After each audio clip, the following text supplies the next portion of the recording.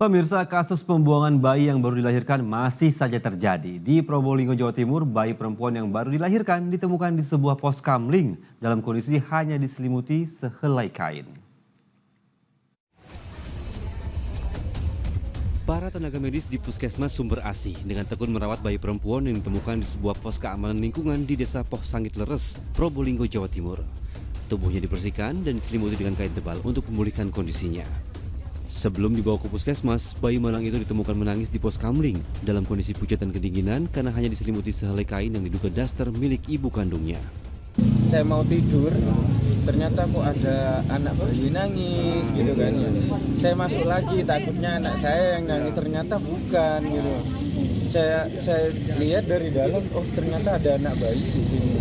Tidak ada suara motor. Ada suara motor. Jam berapa tadi sampai nemu itu? Jam 3. Jam 3 pas ya. Warga kini mencari jejak orang tua bayi dan telah melaporkan kasusnya ke kepolisian. Ya, keadaan bayi itu sudah dibawa masuk ke dalam rumahnya, sehingga saya bawa ke sini. Saya menghubungi Babin sama Babinsa. Dari hasil pemeriksaan, bayi terlahir dalam kondisi sehat dengan berat badan 2,8 kg dan panjang 47 cm. Bayi sementara dirawat di puskesmas untuk selanjutnya diserahkan ke dinas sosial. Dandi Arikafur melaporkan dari Probolinggo, Jawa Timur.